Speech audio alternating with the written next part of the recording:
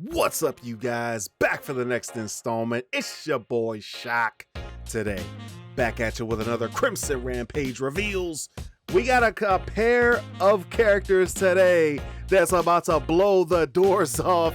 I apologize for yesterday. I was off. It was the Super Bowl. I was chilling. I was relaxing. Jasco was like, hey, you need to come back. You need to see something. I said, hey, what you got for me? They got something real. Let's jump on into it. First, we start off with Nato Monument, a 6-card hand size, 26 life in the bank. He is on the all good and life symbols. Now, he has one of the most interesting responses in the game thus far. Once per turn, after your attack deals damage, gain all abilities on your rival's character for the rest of the game.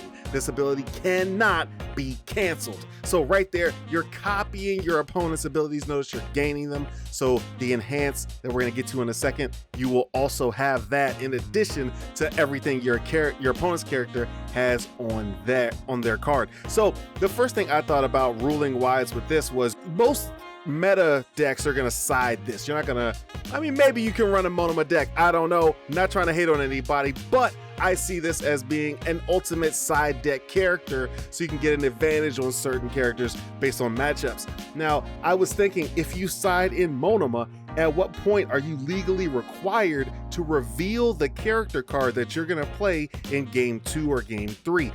Now, the closest ruling I could find governing this was from the 2019 UFS tournament policy rule book. It is available on the JascoGames.net website right now.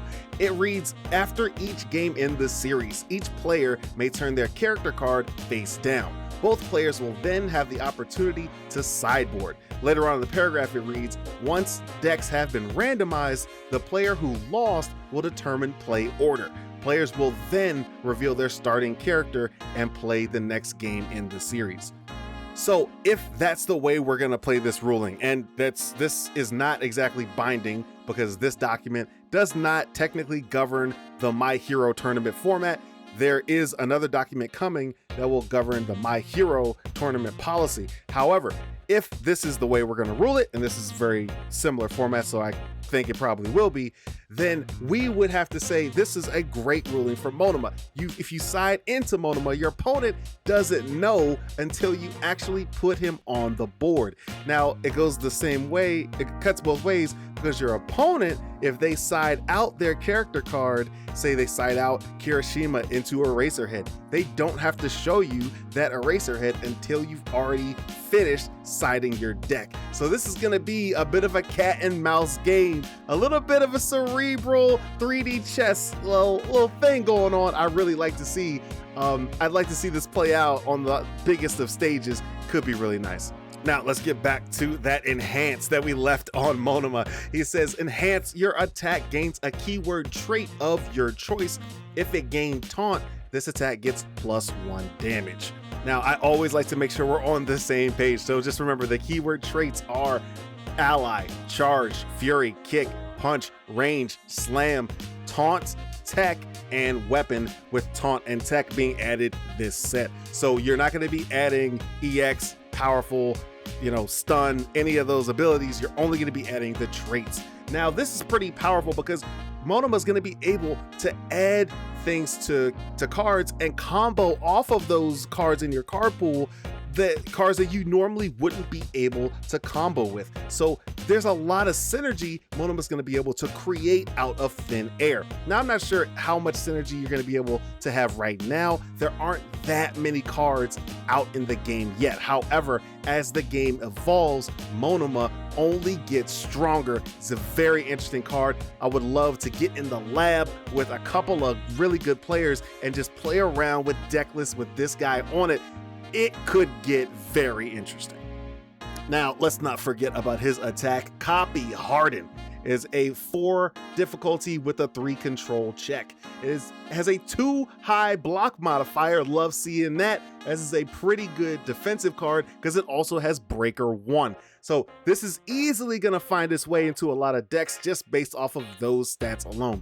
Now, offensively, it has 4 speed in the high range, and it has 3 damage. Now, that 3 damage is going to get buffed a little bit by that enhance.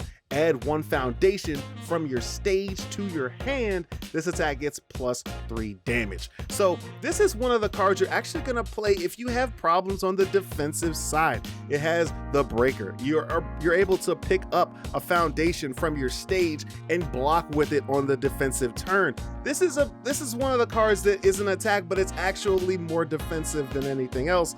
That's the one thing I love about Universus, is the dichotomy of everything that you see. It doesn't just have one use. There's always more than one use to every single card. Copy Harden is a perfect example. Now, this next character just about blew the doors off the format for me.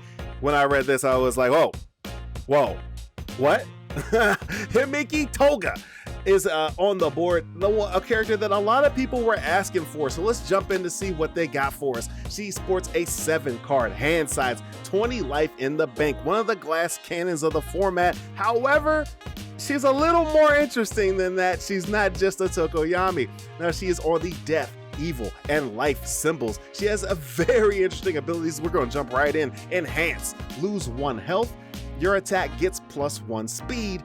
If your attack is blocked, your rival loses 1 health, and your next attack gets +1 speed. This cannot reduce your rival below 1 health. So no matter what happens, each time you can trade 1 health for 1 health for a completely fully blocked attack straight up. No matter what happens, your opponent is taking some damage. Very interesting. Now here's the other part of that. Response. Twice per turn, after your rival loses health, gain 1 health. Draw 1 card and discard 1 card. So the 1 health you lost for the enhance, you're getting it back, even whether your opponent blocked it or not. And then you're gonna filter 1 card in your hand. So that's pretty dope. That's pretty dope. You're not losing anything, and you just slowly bleed your opponent, slowly cut your opponent. And that's what Toga is. She's a cutter. She likes to bleed you out, and that they've just done it a really interesting way of getting that little bit of bleed burn damage coming out of you. I love it. I just can't wait to play this character. When you keep gaining health like this, I mean, you don't even have to lose 1 health. You could just hit them and gain. So it's a very interesting effect. Can't wait to see her played. Definitely gonna be some interesting decks with Himeki Toga. Now, she also has her attack Knife Slice. It is a 5 difficulty with a 3 control check. 5 speed in the low range and 5 damage. Very nice numbers. And also 1 mid block, the best, you have to say the best modifier there is in the game.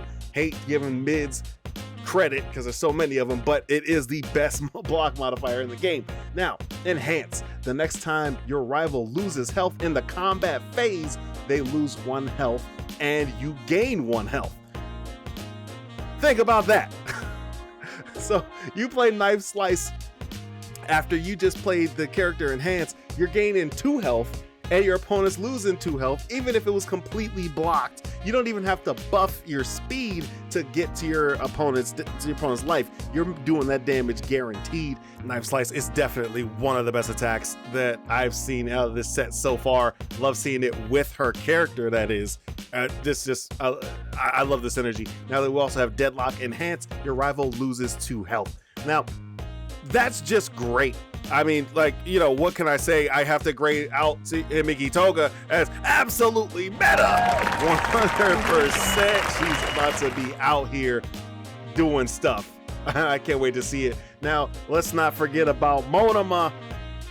Do we give MONAMA? What grade do we give MONAMA? I am a little bit torn. However, I am gonna go, because of his side deck ability, because he can pop up in so many different areas. I think he's absolutely meta. I don't think he's meta in the traditional way of like a Kirishima, where you're just gonna run him and he's just gonna run people over or something like that. However, he is gonna find his way into a lot of top decks in an unconventional way. I think he's awesome. I think he's great. I think he's cool. And I think later on in the format, he might have his own deck and find his way into the format in a traditional way where he's playing game ones and getting W's. So I can't wait to see these two characters on the board. I'm really done for today. I ain't got nothing else for you. I'm gonna cut it off right there. Thanks you guys so much for making it to the end of the video. As always, you know I really do appreciate it. Make sure you get down there in the comments. Let me know what you guys thought. Smash that like button, get subscribed, and ring the bell. I'll see you in the next one.